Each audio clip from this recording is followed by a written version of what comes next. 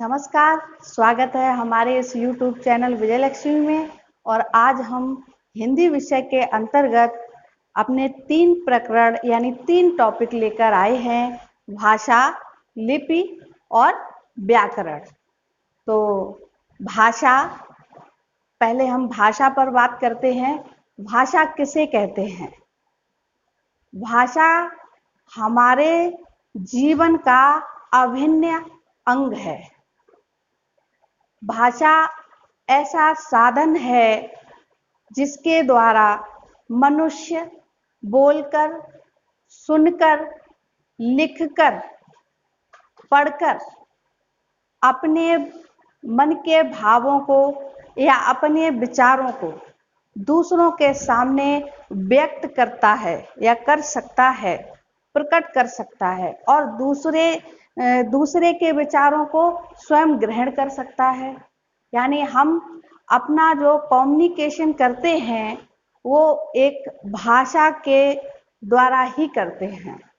यहाँ पर हम देख सकते हैं, ऊपर हमने जो उसकी मानक भाषा है वो ये है।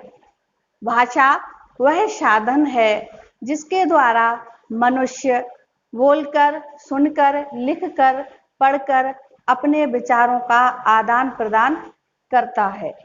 आपको जितनी भी आवश्यकताएं होंगी, चाहे वो आपको अपने घर में हो या समाज में हो, उन सब की पूर्ति के लिए आप जो भी अपनी दैनिक प्रक्रिया करेंगे या दैनिक चर्या होगी आपकी, वो उसमें भाषा का बहुत ही महत्व होता है।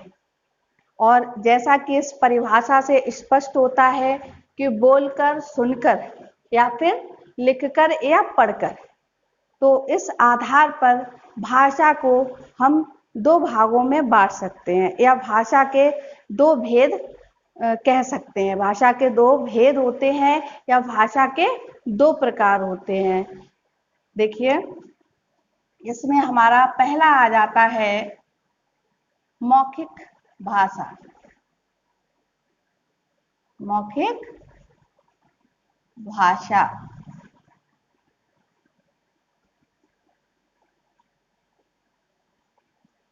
ये भाषा के भेद या प्रकार। और दूसरा हमारा आता है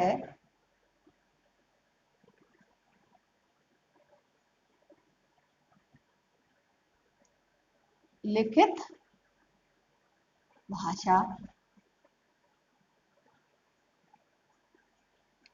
वैसे तो मौखिक भाषा हम सुबह से लेकर शाम तक इसका हम प्रयोग करते हैं। जो भी हमारी भेद या प्रकार हमारे सामने 2 निकल के आए, मौखिक भाषा और लिखित भाषा। जब हम अपने विचारों को बोलकर, यहाँ पर हम दो पॉइंट लेकर चलेंगे, बोलकर या सुनकर। बोलकर या सुनकर अपने विचारों को,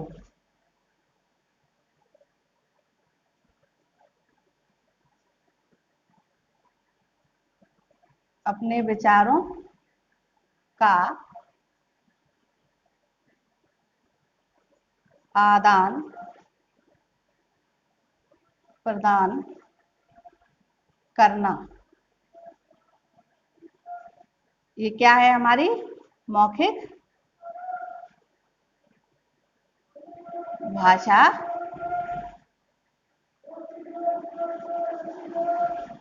कहलाती है। करेक्ट। जब हम अपने विचारों का आदान प्रदान कैसे करते हैं? बोलकर या सुनकर, तो तब ये हमारी भाषा का मौखिक रूप होगा। और इसी तरह से यहाँ पर हम क्या होगा? लिखकर,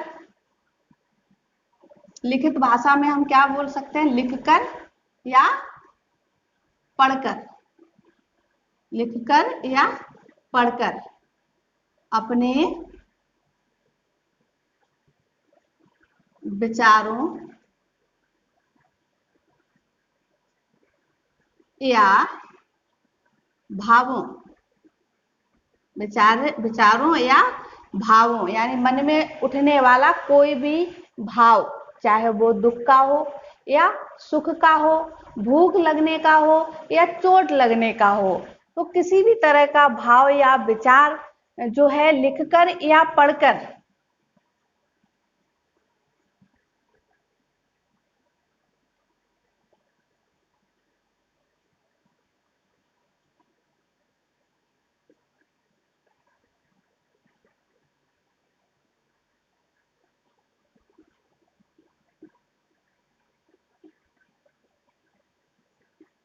लिखित भाषा कहलाता है। तो मुख्य रूप से आपने भाषा के भेद या प्रकार समझे। अब हम बात करते हैं, क्योंकि हमारा पहला टॉपिक भाषा है, तो हम पहले भाषा के अंतर्गत जितने भी उसके टॉपिक आते हैं, जो उपशीर्षक आते हैं, उनको लेकर चलते हैं। और अब हमारा आता है भाषा के रूप। तो अगला जो इसमें अंतर्गत हेडिंग आएगी वो होगी हमारी भाषा के रूप।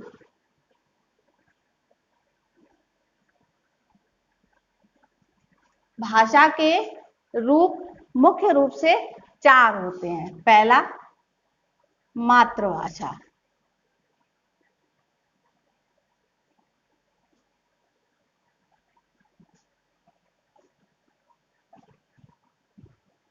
इसकी परिभाषा को समझिए।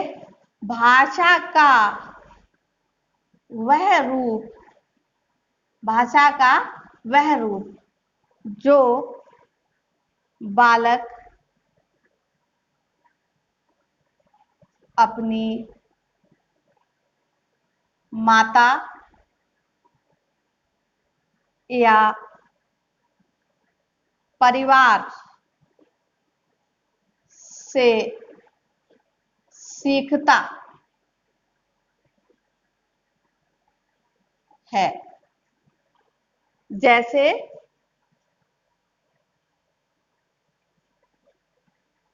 हिंदी भाषी, जैसे हिंदी भाषी परिवार का बालक हिंदी भाषा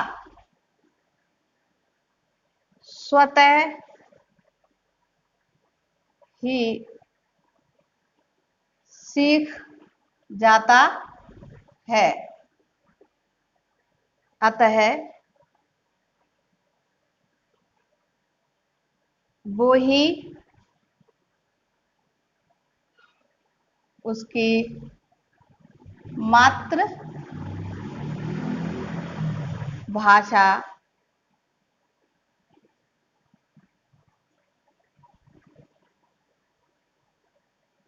कहलाएगी। ठीक है। इसी तरह से पंजाबी भाषी बालक की मातृ भाषा क्या होगी? पंजाबी। तो मातृभाषा की परिभाषा मैंने यहां पर लिखी। मातृभाषा की परिभाषा क्या है? जो बालक विद्यालय में आने से पहले अपनी माता तथा अपने परिवार से सीखता है, वो भाषा मातृभाषा कहलाती है। इसके बाद हमारा भाषा के रूप में आएगा राजभाषा। दूसरा हमारा भाषा का रूप क्या है? राजभाषा। इसकी परिभाषा को ध्यान से सुनिए और देखिए। भाषा जो किसी भी देश के कार्यालय कार्यालयों में काम काज में प्रयोग की जाती है। वह भाषा राजभाषा राजभाषा कहलाती राजभाषा कहलाती है। करेक्ट। कार्यालय यानी ऑफिसेस, ऑफिसों में जो कामकाज होता है उसमें हमारी जो भाषा का प्रयोग किया जाता है उसको राजभाषा कहते हैं।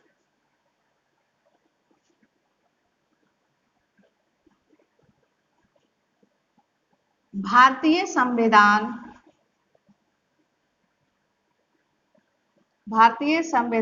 के अनुच्छेद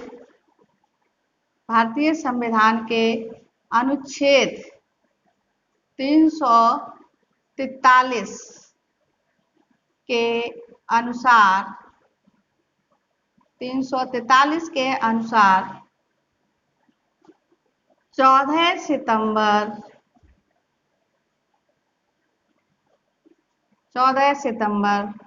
1949 को 14 सितंबर 1949 को हिंदी भाषा को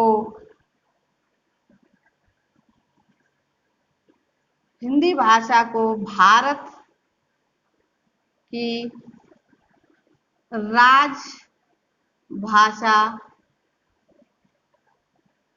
का स्थान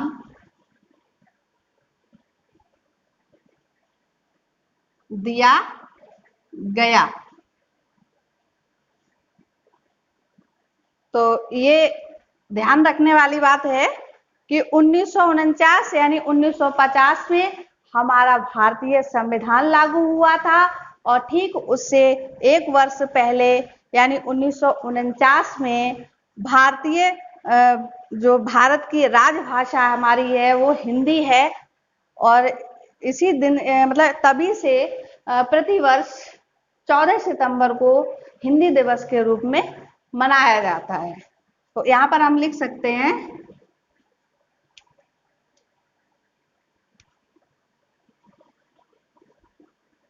14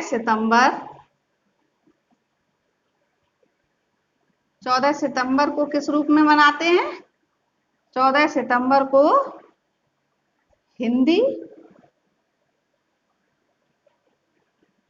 दिवस, 14 सितंबर को हिंदी दिवस के रूप में मनाते हैं।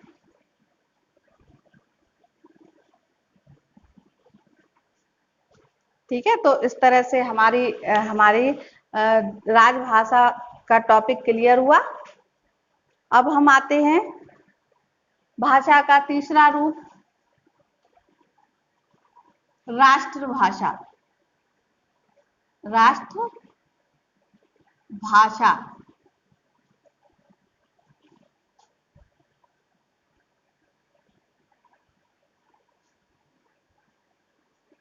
किसी भी देश में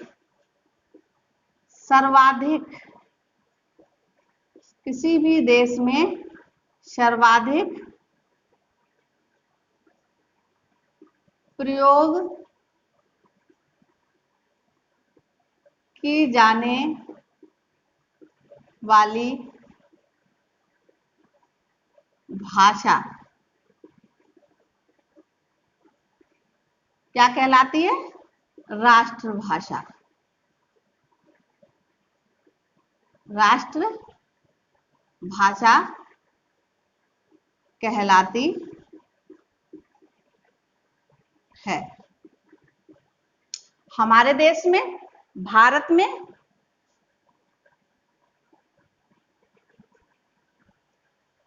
दो भाषाएं प्रचलित हैं, ज्यादा है। एक क्या है? हिंदी, और दूसरी अंग्रेजी।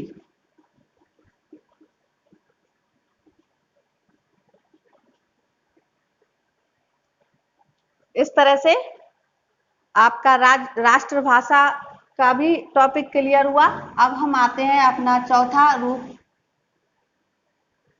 अंतरराष्ट्रीय भाषा। अंतरराष्ट्रीय भाषा, जैसा कि इसके नाम से ही पता चलता है कि अंतरराष्ट्रीय बोलो तो बहुत से देशों में, मतलब एक राष्ट्र में नहीं, राष्ट्र से बाहर, यानी सभी राष्ट्रों में। इसको हम ऐसे भी बोल सकते हैं कि विश्व के अधिकांश भूखंड में, अधिकांश भूभाग में जो भाषा सर्वाधिक बोली जाती हो या सर्वाधिक प्रयोग की जाती हो, उस भाषा को अंतरराष्ट्रीय भाषा कहते हैं। उदाहरण के लिए अंग्रेजी। हम किसी भी देश में जाएं, अगर हमको अंग्रेजी आती है तो हम अपना काम चला लेंगे। मात्र हिंदी या चीनी भाषा हो या स्पेनिश हो, उससे हर देश में जाके काम नहीं चला सकते हैं। और ऐसा ही होता है, इसीलिए हमारी जो अंतरराष्ट्रीय भाषा है वो अंग्रेजी ही है। अंग्रेजी को ही अंतरराष्ट्रीय भाषा का दर्जा दिया गया है। तो यहाँ पर हम अंतरराष्ट्रीय भाषा की परिभाषा लिख रहे हैं।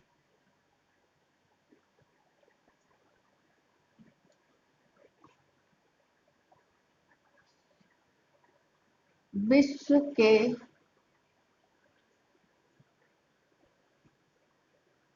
सर्वाधिक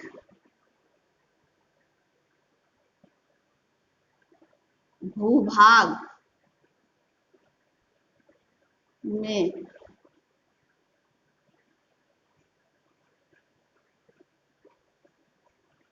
प्रयोग की जाने वाली भाषा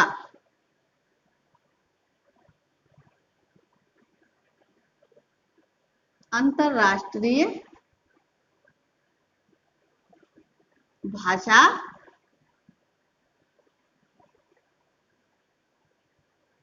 कहलाती है।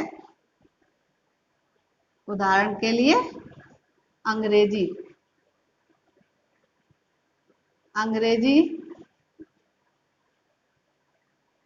अंतरराष्ट्रीय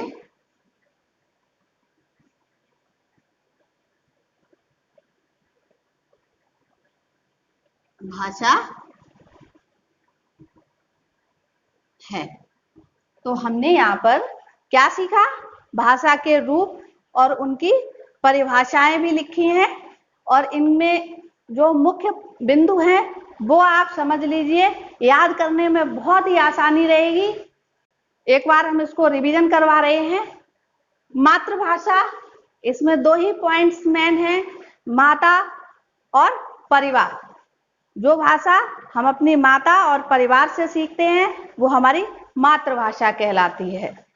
राजभाषा, इसमें मुख्य रूप से एक ही पॉइंट है कि कार्यालयों में जो भाषा प्रयोग की जाती है, कामकाज में जो भाषा प्रयोग की जाती है वो राजभाषा कहलाती है।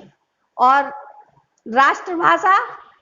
राष्ट्रभाषा में किसी भी देश में जो भाषा बोलचाल में ज्यादा प्रयोग की जाती है उसको राष्ट्रभाषा कहते हैं। हमारे यहाँ कार्यालयों में तो मुख्य रूप से मतलब हमारे देश में जो है वो हिंदी भाषा का प्रयोग होता है, लेकिन बोलचाल में और कार्यालयों में अंग्रेजी का भी होता है, लेकिन हिंदी का रेशियो में ज्यादा होता है, इसीलिए उसको राजभाषा का दर्जा दिया गया है। लेकिन राष्ट्रभाषा जो है वो उसमें हमारी हिंदी और अंग्रेजी दोनों आती हैं, क्योंकि दोनों भाषाओं का समान प्रयोग होता है, मतलब बहुतायत प्रयोग होता है। अब आ जाती है हमारी अंतरराष्ट्रीय भाषा। तो ये अंतरराष्ट्रीय भाषा उदाहरण जो है वही स्पष्ट करता है इसका कि अंग्रेजी भाषा जो है वो लगभग सभी देशों में उसका प्रयोग होता है। तो इस तरह से हमारे भाषा के रूप यहाँ पर ये क्लियर हुए।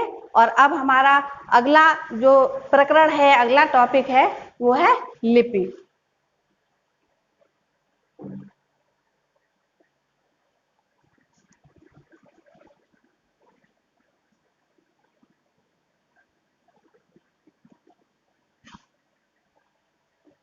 अगला टॉपिक है हमारा लिपि।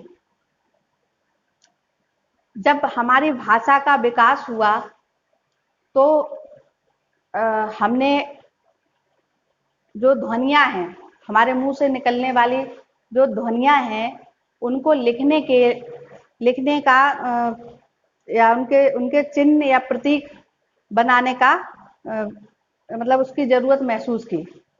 तब कुछ चिन्ह, कुछ प्रतीक चिन्ह बनाए गए जो जिन्हें हम लिपि कह सकते हैं। या लिपि की परिभाषा कुछ हम इस तरह से लिख सकते हैं: भाषा को लिखने की विधि या तरीका, किसी भी भाषा के लिखने या विधि के तरीके को लिपि कहते हैं।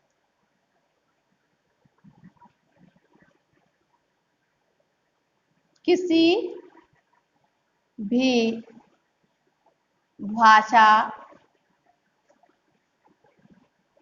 के लिखने,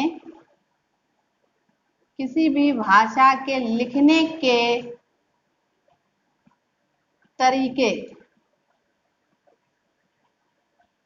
या विधि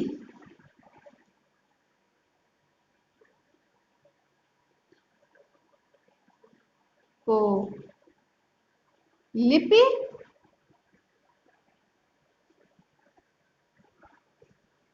कहते हैं।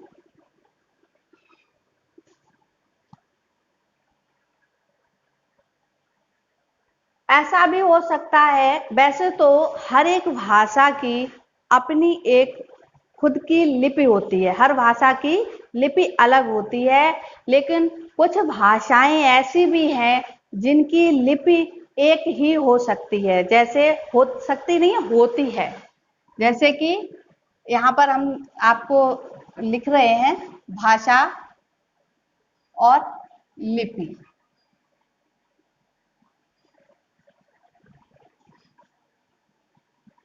भाषा और लिपि। हमने भाषा लिखी हिंदी, ठीक है। अब यहां पर हमने लिख दी संस्कृत। क्यों लिखी? क्योंकि हिंदी और संस्कृत भाषा की लिपि जो है वो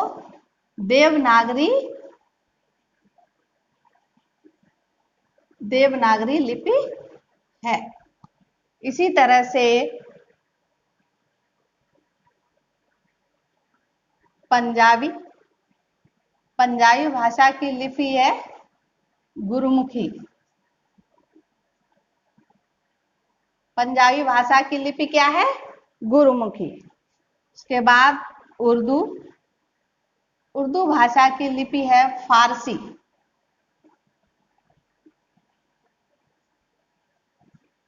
अंग्रेजी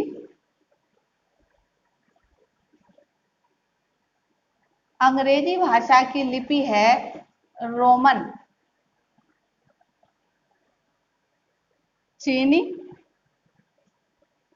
चीनी भाषा को पहले मंदारिन भाषा भी कहते थे। कहते थे क्या? मंदारिन भाषा।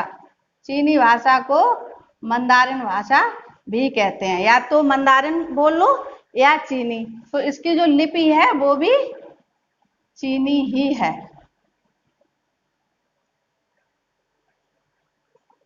अगर जैसे यहाँ पर ये हिंदी और संस्कृत भाषा की लिपि मैंने यहाँ पर देवनागरी मेंशन की है, लेकिन प्रचलित भाषा में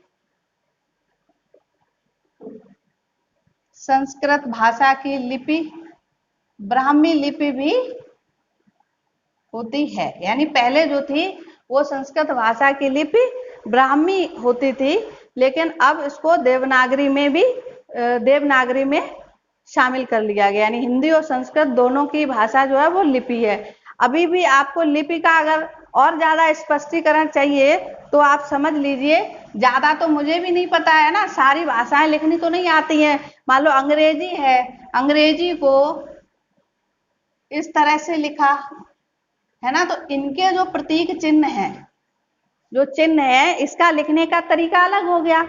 और इसी चीज को हमने यहाँ पर हिंदी, ये जो बाकी जो लिखा है, जैसे हिंदी लिखा है तो इनके वर्ड अलग हो गए।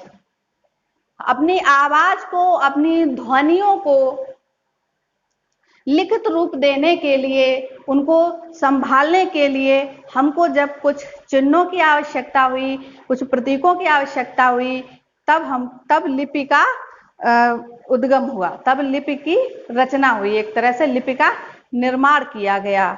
और तभी से हमारे साहित्य वगैरह, रामायण महाभारत, ये सारे तभी उनको हम संभाल के रख सके। तो इस तरह से हमने अपना जो टॉपिक है भाषा और लिपि, इन दोनों को सीखा। अब हमारा अगला टॉपिक आता है, अगला प्रकरण है व्याकरण।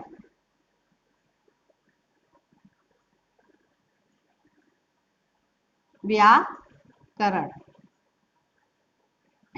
व्याकरण व्याकरण क्या है? किसी भी भाषा को नियमबद्ध करना, नियमों में बांधना, वो व्याकरण की विधा है। इसकी परिभाषा को हम ऐसे समझ सकते हैं, जिस शास्त्र से किसी भी भाषा को शुद्ध रूप से पढ़ना, लिखना और बोलना, किसी भी भाषा को शुद्ध रूप से लिखने, पढ़ने और बोलने के ज्ञान को व्याकरण कहते हैं। तो देखिए इस तरह से,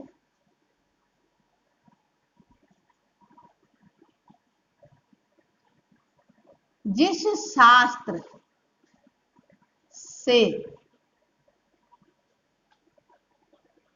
शास्त्र से किसी भी भाषा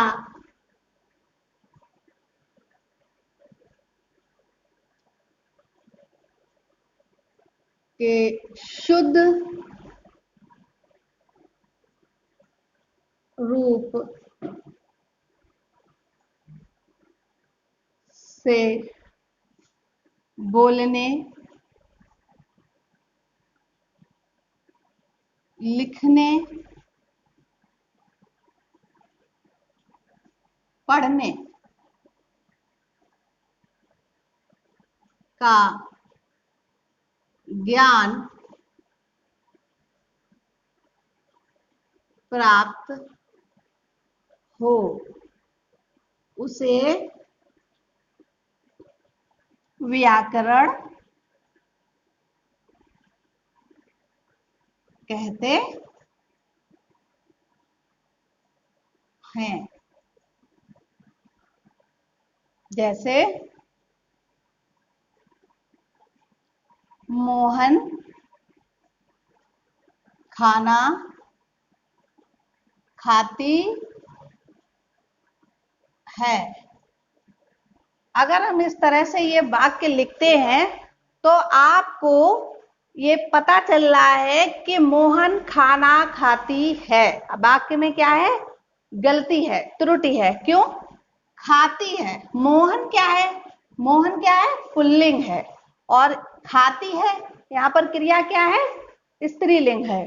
तो ये मोहन पुल्लिंग है और खाती क्रिया है और स्त्रीलिंग पुल्लिंग, इस सब का ज्ञान कराने के लिए व्याकरण की आवश्यकता होती है। यानी कि नियमबद्ध तरीके से किसी भी भाषा का अध्ययन करना